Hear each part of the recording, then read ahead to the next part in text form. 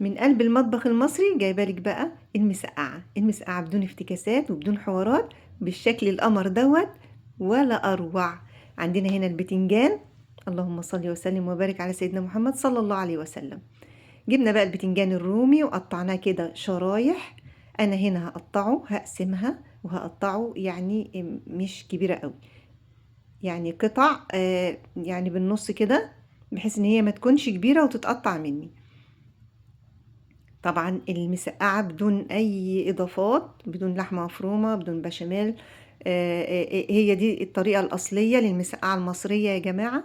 بس طبعا باللحمة المفرومة بتبقى جميلة وكل حاجة، لكن طريقة تانية خالص بتديها طعم طبعا احلى. لكن دي الطريقة الاقتصادية السهلة البسيطة بتاعت مصر، يعني بتاعت ستات مصر ما شاء الله، يعني متوفرة وفي متناول الجميع.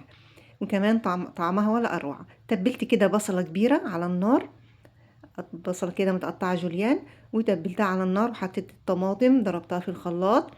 ما احطش بقى توابل خالص غير كمون وملح.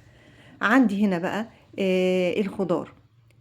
عندي بطاطس، جزر، فلفل رومي وفلفل حراق حسب الرغبة.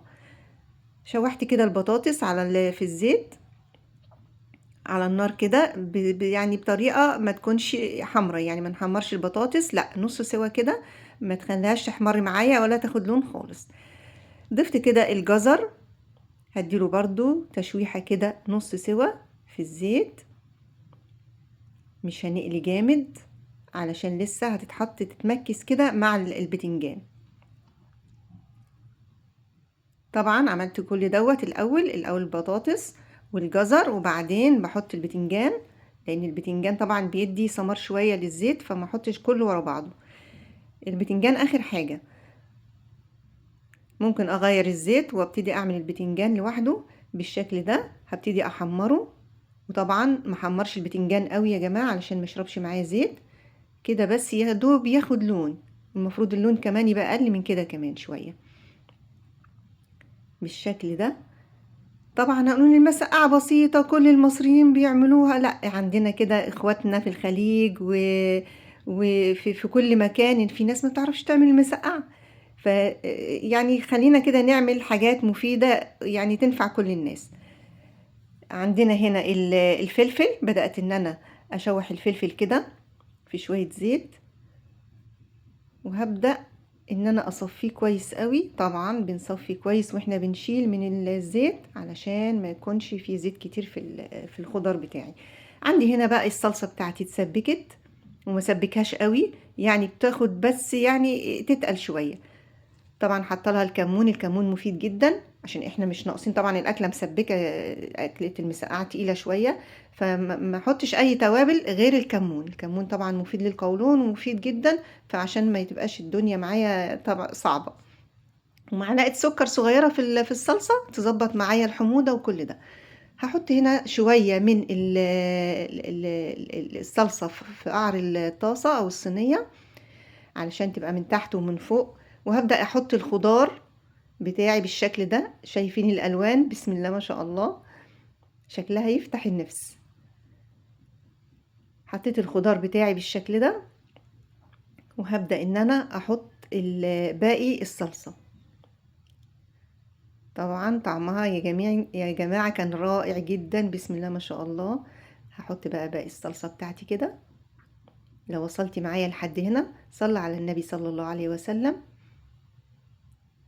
ويا ريت تكتبوا لنا في الكومنتات من اي دولة بتتابعونا. عندي بقى كان هنا لزيادة الفايدة، عندي هحط كان عندي ورق ريحان وزعتر اخضر. هبتدي ان انا احطه كده، حاجات كده فريش كده بتدي طعم رائع وريحة حلوة للاكل. هبدأ ان انا امكس كل الحاجات دي مع بعضها كده، تتغلغل مع بعضها كده.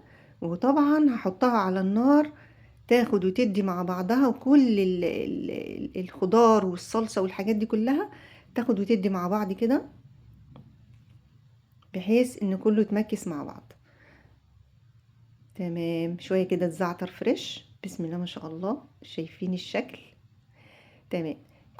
تاخد تبقبق كده معايا، وهبتدي ان انا اخدها واحطها في الفرن تمام. شوية كده 10 دقايق، مش كتير، لان هي كل الحاجات معايا مستوية، وهاخدها تحت الشواية بقى 10 دقايق كده، ونحاسب يعني عشان ما تتحرقش معانا. طلعت بقى بالشكل ده، مخليهاش تاخد وش يعني قوي علشان ما تنشفش معايا. طلعت بقى بالشكل ده ولا اروع. بسم الله ما شاء الله ولا قوة الا بالله. طعمها فظيع. وتركاية الريحان والزعتر الفريش روعة. لايك بقى وشير لاختكم، وقولنا بتتابعونا منين في الكومنتات، وربنا يكرمكم يا رب وجزاكم الله خيرا. شايفين بسم الله ما شاء الله، تستاهل بقكم. بحبكم في الله، والسلام عليكم ورحمة الله وبركاته.